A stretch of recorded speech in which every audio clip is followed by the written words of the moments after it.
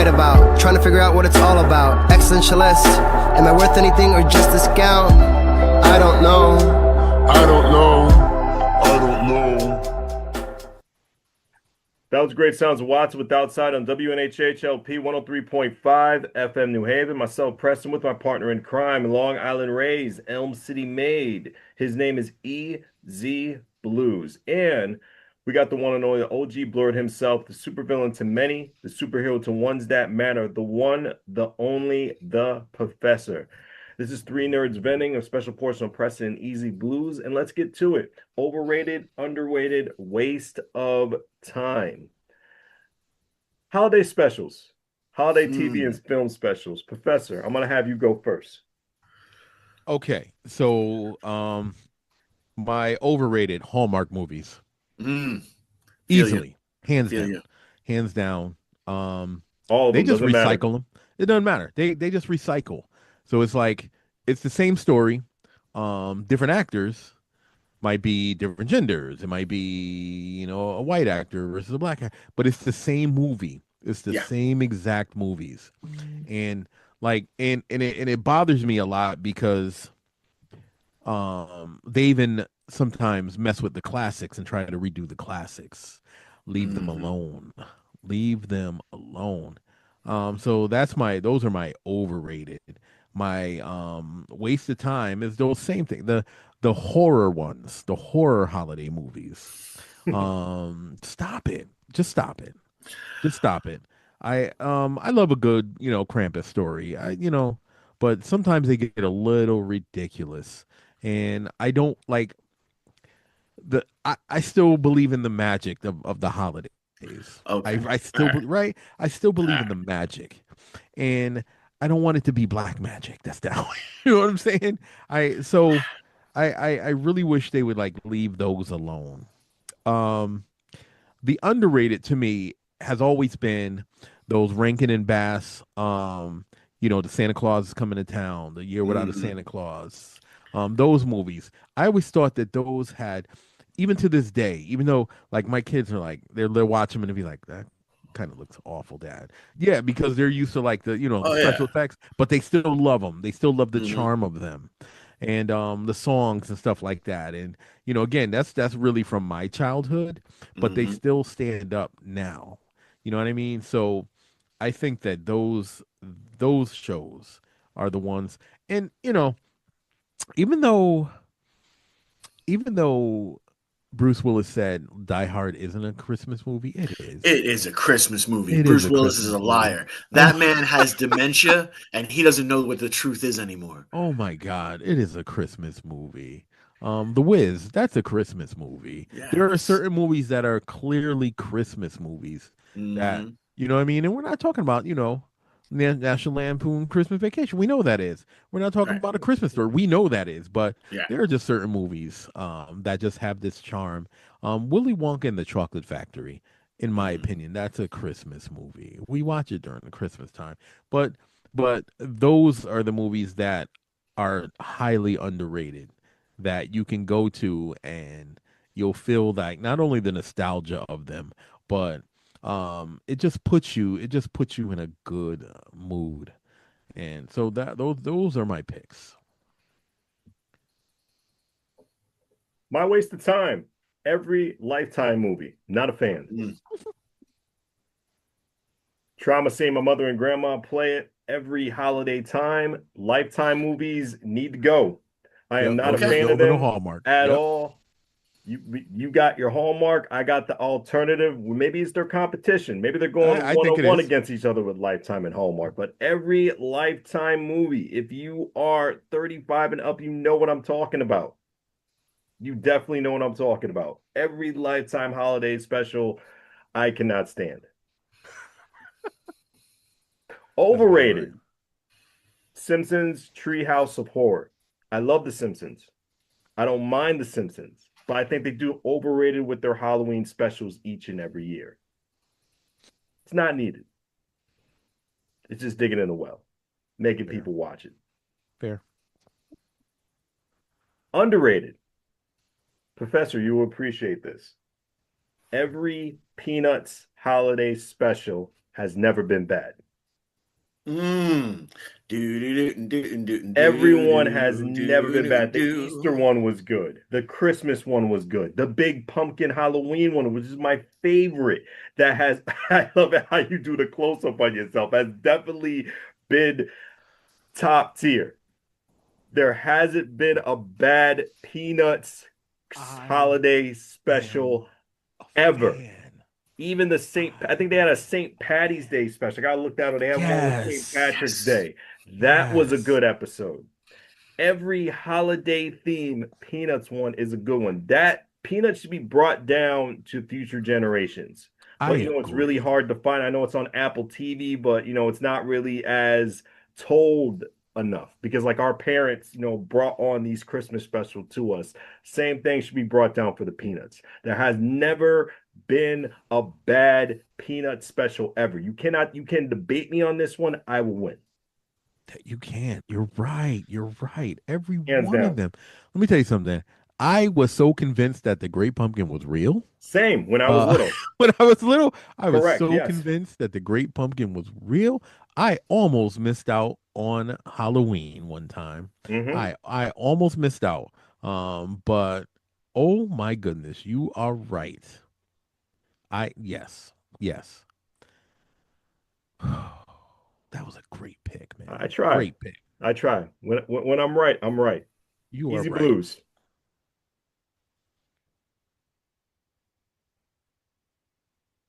Honorable mention for my underrated. Definitely an honorable mention for my underrated. I have to go with. Actually, we're gonna go Simpsons again when I think about it. They had a Christmas special with Santa's Little Helper. That Mm. was a really good underrated Christmas special. But I think we got Easy Blues back with us on the Prime for our three nerds Woo! debate. What are your picks, man? All right, so there's one Christmas special that will always be the waste of time, and it should be everyone's waste of time because it is truly a waste of time.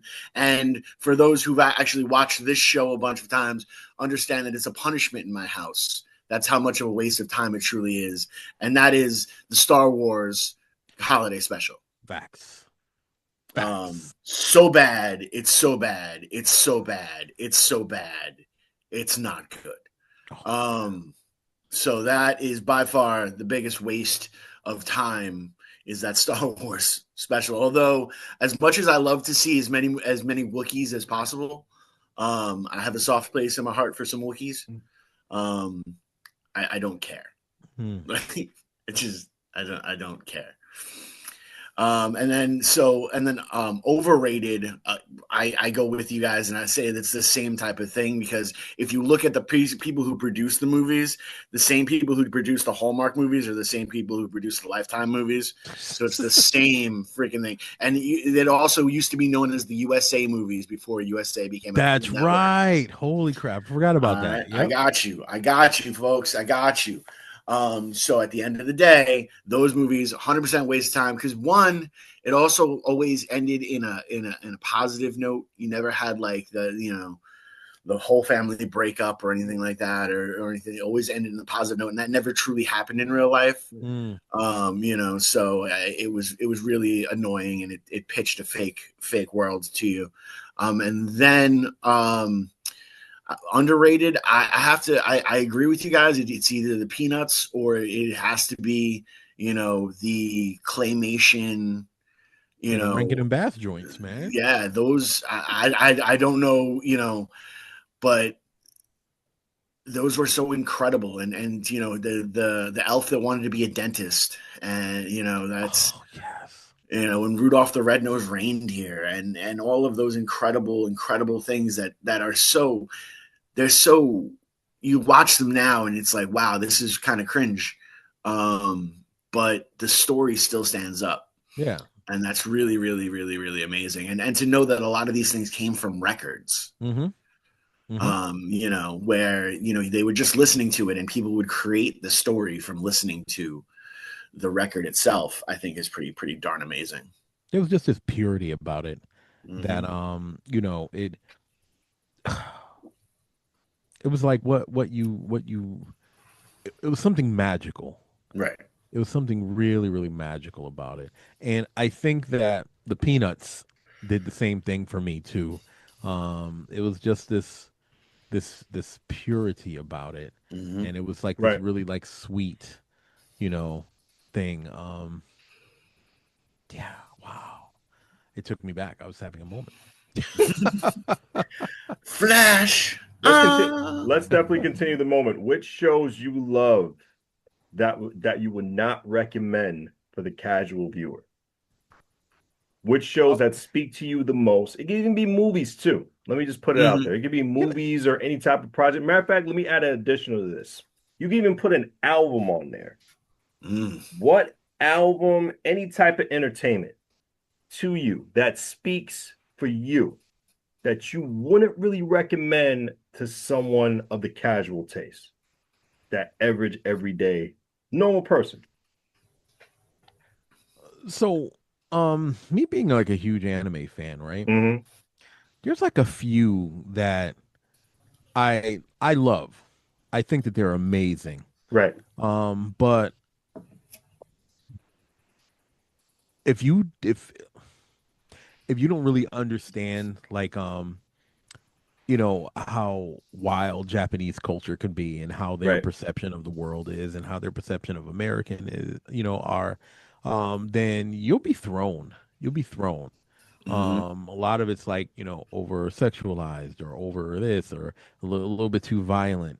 And it'll be like shocking to your world.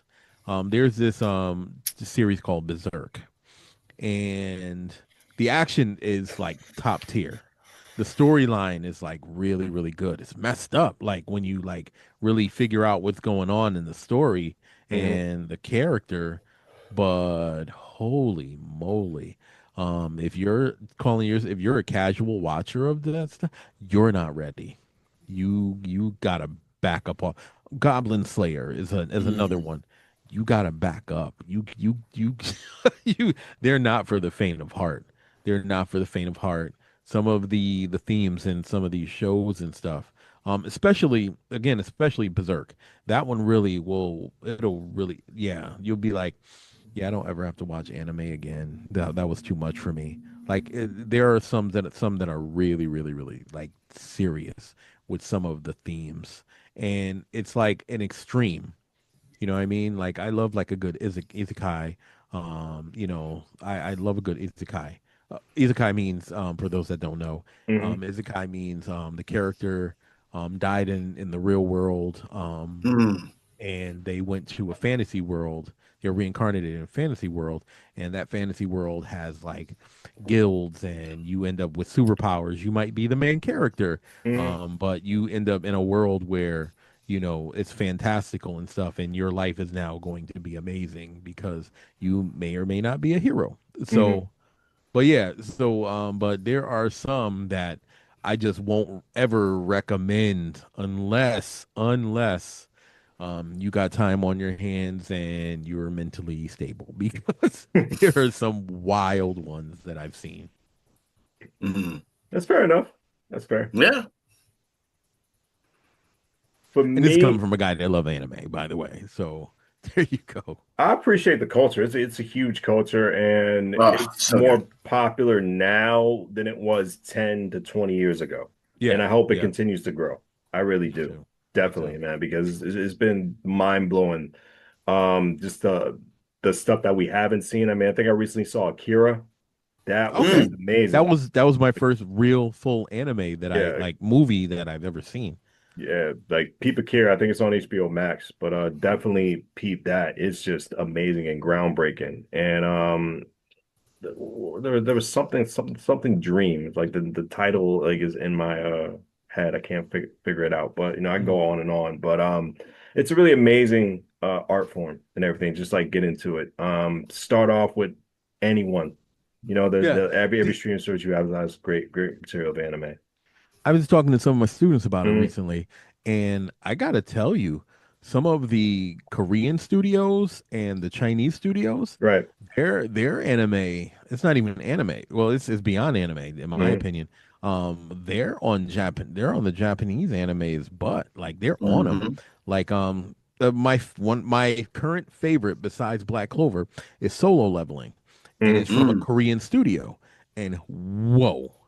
it was anime of the year last year. Like Solo Leveling is top tier anime. Mhm. And like you know how Japan has manga, they have manhwas, which is the Mhm. same thing as their manga as a manga for Japan. And apparently, the Solo Leveling was like number one in Right. Korea, but I see why. So the different studios from the different places, and shout out to the guy who created Black Sands, the anime based on Egyptian culture. It's from a black owned studio, Hmm. and Black Sands is fire.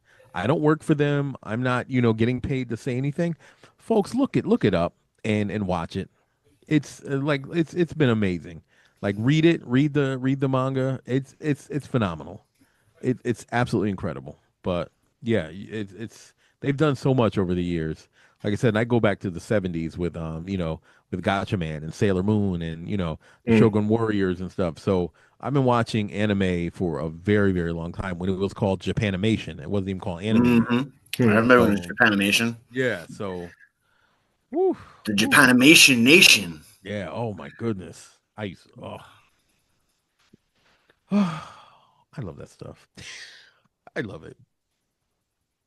I gotta say, for me, and it's relevant to now, but Hmm. there's so much stuff to keep on with now. It's gonna be almost 20 years for this franchise. I'm gonna say the MCU for the Mm. casual viewer to get into Mm. the MCU because we were all around where it started, so it was easier for a person to get on it. Probably take them like a So day hipster of you. That's so or a hipster couple of you, days. sir. That's for me Yeah. to say Marvel Yeah, MCU. yeah, you're like you weren't there with the groundbreaking. They weren't. They weren't there for that first Iron Man. They You weren't weren't there for there to that first bleed with Black us Panther. during Thor 2. They didn't weren't there to suffer through Thor 2. They weren't there. Wow. They weren't Wow, there you for it. did that. They You weren't there for said that. that. They Holy weren't there to suffer moly. it. Because like if you tell someone to go into the MCU now, there's so much TV shows you gotta watch. Right, Right, There's right, right, so right, right, right. right, much right. movies you gotta look back on. Like you have to really do your research, like to really enjoy these. Well, if you see a bad Marvel movie, you don't want to see the rest of that after a bad Marvel movie. That's Hmm. true. You don't That's want true. It's like funny you you say don't want to get that. into that, you It's know? funny you say that. I've been Hmm. doing this lesson over the past month. It's called Help Iron Man, and Yeah. Hmm. you gotta like the students have to figure out solutions and stuff to help them. Like it's just to make the long story medium. He was basically hit by an EMP bomb by Advanced Idea Mechanics. Justin Yeah. Hammer is down with them, Hmm. and they have to figure out solutions and trying to help him. And I'm showing clips of like the Iron Man movies and stuff like that. The majority of the kids never even saw the movie. That's what I'm saying. That's what I'm saying. Hurts my feeling. That's what I'm saying. Hurts my feeling. Oh my goodness.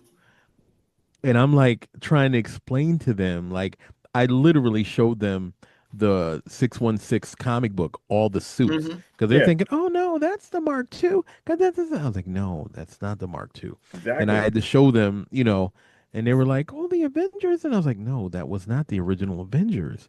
I was like, matter of fact, he wasn't even wearing a suit like that. He was wearing a gold version of the suit from the cave when Hmm. he became an Avenger. And Black Widow wasn't an Avenger. Captain America wasn't there because they're like naming off Right. Avengers. And I'm like, no, it was only five. It was Thor, Iron Man, the Wasp, and Giant Man slash Ant Man, and the Hulk. That was it. That was your Avengers. And I had to literally show them a picture, and they were like, "That looks old." I was like, "Yeah, that was them back then," but they haven't even seen any of the. I mentioned Endgame. They're like, "What?" Exactly. I know a certain generation that has not seen Endgame. Like, oh, how do you not miss that? How do you miss that greatness? It's great to us, it's not great to a certain, Yeah, I know, you I know. know, I You know. just gotta live with that. Same thing with Yeah, when we really dig into like this type of conversation, same thing like for Star Wars or Star Trek, Hmm. yeah, you know, yeah. That's true. like people weren't around for A New Hope because when A New Mm-hmm. Hope first came into theaters, it was groundbreaking. No one had ever Yeah, Hmm. seen that before ever. Like even children who were alive at that time, like, you know, in before 10 or even like early teens, first seeing A New Hope, they still talk about that to this day because that was really a great memory for them, Yeah, I you was in know? the movie theater when A New Mhm. Hope came out. I remember being there Exactly. watching it, and like my son, paparazzi, I love you. You're my man. But Right. the fact that you never watched it and I've played it a million times in the house. We're gonna talk later. I'm gonna call you. We're gonna talk. Holy moly! I He's like, have Dad, I don't remember none of that. Oh my for god. one of my good friends, Easy Blues, I have an honorable mention for him before he gets into his pick. There was a story he told me how he first played Gargoyles for his children, the old school cartoon show Gargoyles Oh, for his kids. It wasn't the same experience for them as it was for Easy Blues when he first put it on because Gargoyles is such a great show. Keith David does amazing job as the yep. main character, and it's all top tier performance. But it didn't resonate with the children that it did with Easy. It hurt him here a little bit, Yeah. Yeah. right there Yeah. in the gut, you Same thing know. with me and Star Wars and my kid. I mean, my Mm, daughter, she remembers all that and she rocks with it. But TK he just couldn't. yeah. He couldn't get jiggy with it, and it Mhm. just drove me crazy. He likes it now because we watch a little bit of it, but and he loves the Mandalorian and stuff like that. Mhm. Yeah, But it's more yeah, recent. it Yeah. hurts my heart. It hurts my heart, but Mhm. it is what it is. On WNHHLP 103.5 FM New Haven. Easy Blues, go ahead. So I'm gonna go with a completely different type of pick, and we're gonna touch on music for the first time in a long time on the show. Mm. I'm actually gonna say something kind of controversial. I feel that a lot of people should not be introduced to the Bloodhound Gang because you don't deserve it. They're so they're so juvenile. They're so massively intelligent that they're able to give you some of the most juvenile lyrics possibly out there in a pop friendly type of way where there some people are like this is naughty and other people can actually look at the intellectual value of the lyrics and really understand how it is. Yes, I feel that the generation does not deserve. You're kind of like Han Solo, always stroking my own Wookiee. I'm the root of all that's evil, yeah, but you can call me Cookie. You don't deserve that classicness. The bad That's how I feel. touch. Bad touch. Bad Touch was a crazy video. The song, but if, again, break down the lyrical content of the song. It's a song about doing the nasty, as they say Mhm. on the radio nowadays. But they were able to take it and make it marketable enough that it became a top 10 song. By using euphemism. You're the Euphemism. Thank you. I Euphemism. can't pronounce. I It's can't fine. pronounce words. It's fine. Go ahead. So they were using that kind of type of aspect of it, and it was really made sense, and it was really fun. And they also, I mean, their entire CD, they have a song called "Lift Your Head Up High and Blow Your Brains Out," Mm. which is, and it's hysterical. They also have a song. I'm not going to say that one because that'll get us all canceled. Don't songs that aren't going to fly so well Right. in today's landscape of truth and identity. But at the time were groundbreaking because no one was talking about those issues. Foxtrot uniform, Charlie Kilo. Mm-hmm. The brilliance of Mm-hmm. yeah. It's yeah, Yeah. yeah. Good call. That was a good pick, man. That was a really Thank you. good pick. Thank you. Well done. Well done. I think we can say this now, and Easy, you might agree with me, you might not. Professor, you might agree with me, you might not. Um, Picking back off what Easy was saying, a lot of old school music, and I just say from my taste, just with old school hip hop, like late 90s, early thousands, would Mm. not resonate with that casual listener today.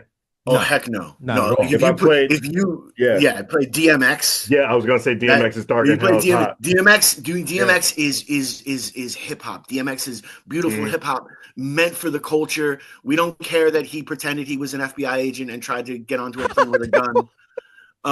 We don't care about that. Okay, we let that slide because he's a genius. Because X is going to give it to you. And Oh trust my that was god. light compared to what these artists revealed what they Right, did back in the day. Oh right. So my god. For real. yeah, But if you take some of his lyrics now, and there's a whole lot of lyrics about we'll say fellatio, Mm, oh yeah, so we don't get kicked off the air, right. and about like what you're doing this, you're such a this, you're gonna be on your knees sucking my this, what, who, when? yeah, and that's all you're gonna say about that. But That's all I'm gonna say. I'm Get at shocked me, I got dog, that right? out. So Get at Me Dog was Mhm. that that was like I think that was the first like big video that it was recorded in the tunnel in Mhm. New York, and and it was brilliant. It was brilliant. And that was like my first time seeing a hip hop artist, because I saw him like I didn't get a chance to see him live myself, but just watching video of him like performing live. That was like the first time I saw one artist, even though he had people on stage with him, but he is the show. Yeah, Like his entourage, his hype man, none of that was he. He hits the entire crowd, yeah. right? He didn't have a guy like doing his ad libs and doing that. No, it was him hitting Mm-hmm. everybody. Yep. And I'd never seen anything up until that point. His showmanship was like top tier. And what I liked about DMX was and Method Man said it, and other Jay-Z said it, other people said it made them have to perform better. Yeah, It made and them you have to need that. step it up You need that. because it made them have to step it up because he had them hype, he had them crying, he had his crowd going through the gambit of emotions because of the power of his show. Mm-hmm. That, in my opinion, is hard hip hop. That right there. Right. And again, when one artist can make other other artists and make them better, Mm-hmm. make their show better, you better give that man his flowers. Oh yeah. You need to You, understand. You need to but understand. also, if you look at his lyrics today, Hmm. under today's microscope, it's super problematic. Oh yeah. Oh yeah. You know, And that was the brilliance of it. That was the right? brilliance of it. So yeah. And having one of those once in a lifetime, those generational talents, Hmm. to give it full context. There was a point in time where Eric Clapton got a phone call from Pete Townsend and said, "I need you to meet me at a movie. We need to talk." So they get to this movie and they're sitting down next to each other, and the movie starts, and Pete Townsend leans over and goes, "We're done. I've seen our replacement, and he's a much better than we are. So we're done. We should no longer make music because there's now Jimi Hendrix." Hmm. So I get you need that thing that makes you better, that makes you Yeah. go, okay, you're gonna do it like that, I'm gonna do it like this. I love playing shows and seeing a singer try something completely different, and I'm like, I'm stealing that because that's mine now. That was Right. dope. Right. And I go up there and I tell them that too. I'm like, just so you know, that part of your act is mine. Right. But that's it's genius. And you kind of see that in the industry. There are groups that are just example, or the early inception of hip hop. Run DMC changed Mm-hmm. the right. Then Eric B and Rakim changed it, right? Mm-hmm. And then Nas changed it. And then Biggie changed it, and then Jay-Z stole from Biggie and changed it, and then DMX. So you see this incredible evolution of the music where it becomes like you'll see where the changing of the guard is. And that's my problem with the music today. If it wasn't for a Kendrick Lamar, if it Mm-hmm. wasn't for a Kendrick Lamar and him keeping the music, like bringing it back, Mm-hmm. I think it would have been a struggle. I think it would have been a struggle for the Nas's and the Wu Tangs and the Ghostface and all for them to continue to be relevant because Mm-hmm. it had been so polluted with the junk that was out there, you know. And I blame trap music. I'm sorry. As much as I liked it, and I thought it was cool, it was kind of polluting it because people didn't care about lyrics anymore. Switching They cared topics. about the boom bap. Go ahead. Um, I'm talking to you two as musicians. This is off what I put on the manuscript. Yeah. Um, from this day of the last month of 2025 and beyond, Mm-hmm. will music charts matter? Is that a No, good thing or a bad thing? I think it's a good thing. And the reason why I think it's a good thing is because the charts are now so polluted with junk. Mm, Um, and I think that it's time for musicianship to come back, for lyricism to come back. And it's not about your streams. Like I was watching this video where I think it was Snoop Dogg, I think it was. And he mhm. was talking about how, he's doing millions and millions and millions of streams and making no money. Yeah. Making no money from the streams, right? One, And one, then one, one, one Eric pause Sermon, on that. One go pause ahead. on that. Yeah, I do officially. I have heard word from the keeping it real people. yeah, We have to refer to him as Calvin for his sellout technique and tactics of doing that whole got it. inauguration thing. So Got it. he'll be Got referred it. to as Calvin. He can no Thank longer you. be referred to as Snoop Dogg. Okay, so Calvin, Mr. Brodus, Yes, yes. Mr. So Bros. I was watching this episode, was it Drink Champs or I forgot what it was. Anyway, but Eric Sermon was on it. And Eric Sermon said something so real that I I I really, really appreciate it. He was like, I don't have to put my music on these Hmm. streaming platforms. I'll do. I said I've been in the game so long, and this is, I think, for musicians like artists that have been in the game for a while. He said it's okay for like the younger artists and stuff to, the Spotify and do all those other streaming platforms, but for me, he said I'm gonna set up a website and sell my Hmm. music from my website Yep. because I'm getting that money. I'm not, having to wait for a billion streams to even see a penny. You know what I Right. mean? He said, if I want people to hear my music, I'll sell my music Hmm. myself. And I think that made so much more sense because I remember back in the day, I was never really like I I always did like when I would do songs like I have an ASCAP, and Yeah. Yeah. I've Word. Yeah. done right, Obviously. and I've done hundreds of songs and copywritten them and Hmm. put them in ASCAP or whatever. And I was on CD Baby at one time, and I was on this and that, but I never really cared about that. I just wanted to do the music, Right. right?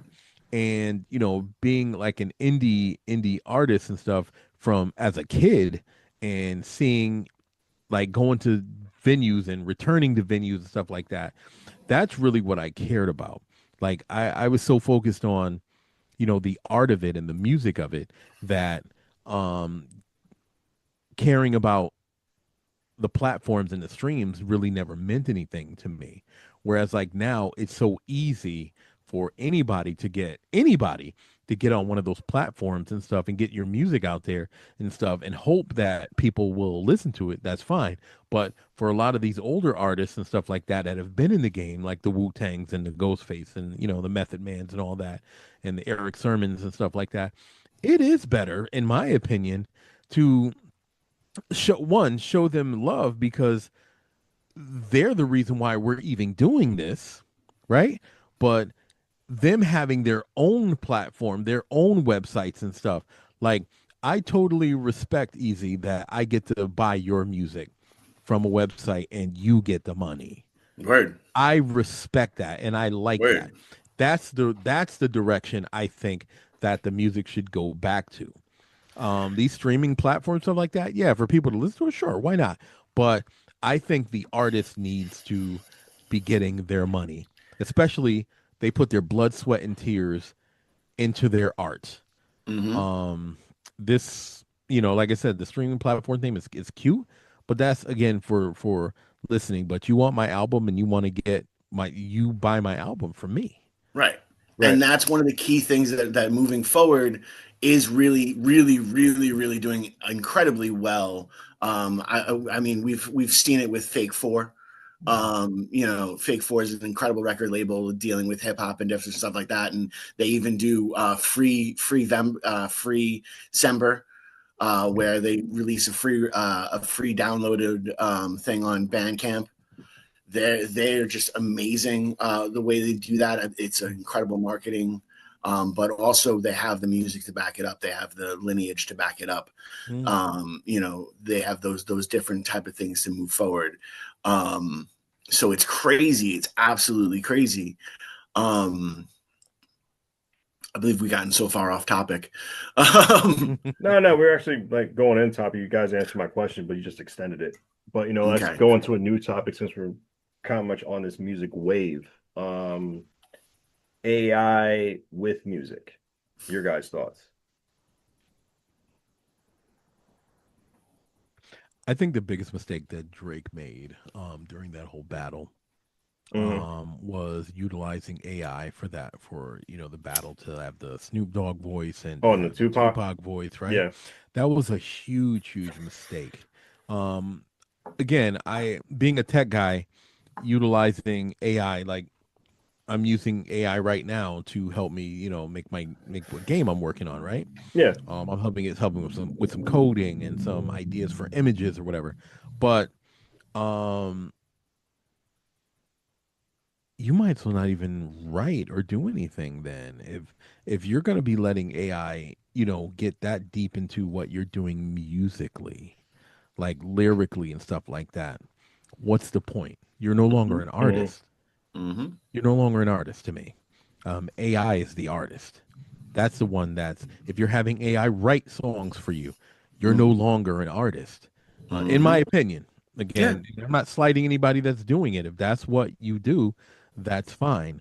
But I don't like it. I don't respect it. And I don't think that is what people should be doing. They should be, if you're an artist, put some time in and really write and really, you know what I'm saying? Don't let, and this is for any platform, anything that you're doing using AI for. Don't let AI become the center of everything. It always starts with you and in your direction and what you want to do. Because AI will make it easy for you. AI can make it very, very easy, and you can. But I don't want it to be that much in control where I lose my artistry. Easy. I say bring it. But I've always said bring it every time we're faced with something along the lines of creativity, and what's going to challenge our creativity. I know I can outright. I know my pen is more powerful than AI. And if anyone wants to test that, let's go line for line. Let's go. I know that. And I know that there's a lot of artists out there that know their pen is more powerful than AI. And as long as we as artists are going to stand there and go, okay, cool, you can do that. That's great. I don't feel that. That's one thing you're never going to get from AI is that feeling, because it's going to be in that perfect 4/4 aspect of it. It's going to be in that perfect iambic pentameter. And it's going to be in that perfect, and perfection doesn't sell. Perfection isn't real. What's real about the music is that grittiness in there that makes it imperfect. And I really will start to see more people craving the imperfections out there. And I see that actually being a new pushback against the AI aspect. I'm looking forward to it. I'm looking forward to the really weird stuff too. And I'm talking about the stuff you don't really want to talk about. I'm not talking about, I can't wait to see the next Yoko Ono type of project out there. That's really going to push the envelope and really, really say that there's a fine line between art and commerce. So, WNHHLP 103.5 FM New Haven.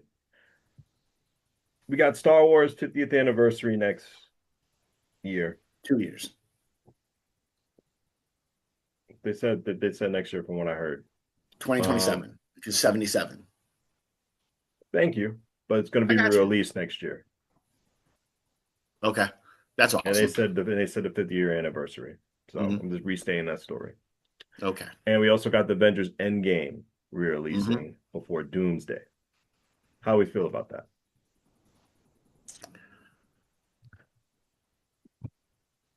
Go ahead, Professor. You're smiling. I'll let you close it out the last 8 minutes we got. So here's the thing.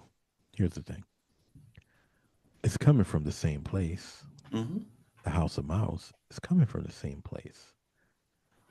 It's less of a flex to me and more of a money grab to me. They knew the power that Endgame caused, right?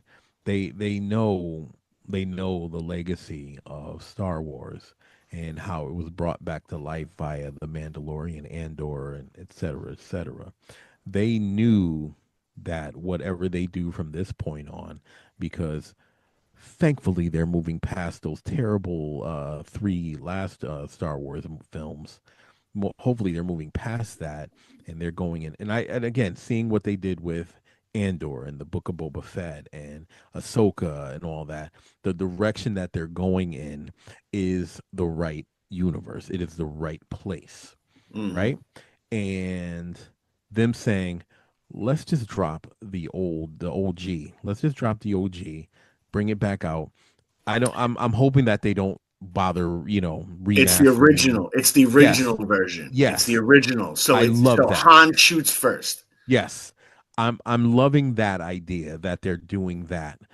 Same thing with Endgame. Endgame, the reason why they're bringing Endgame allegedly, so I heard, is because Endgame is going to help people make the transition into the Doomsday and and the Secret Wars coming after that, and it'll kind of help them because apparently it's supposed to be the connection.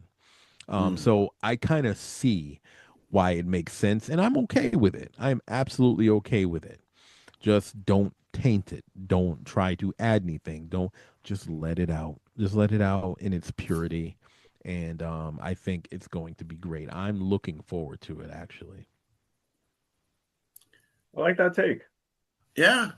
I gotta feel, I feel pretty much the same exact way. Especially look, I'm sitting here in a Thundercats sweatshirt. Let's be real.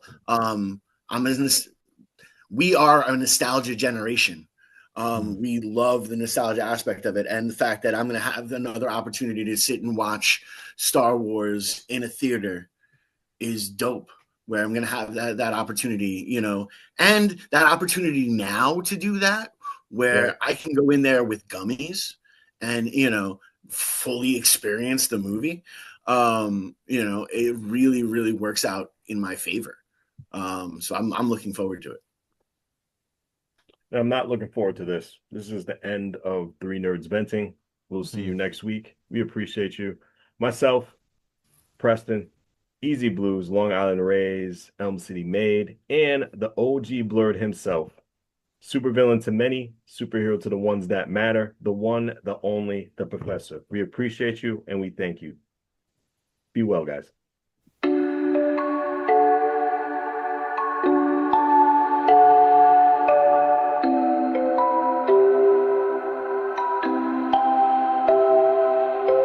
Wondering what to write about, trying to figure out what it's all about. Existentialist, am I worth anything or just a scout? I don't know.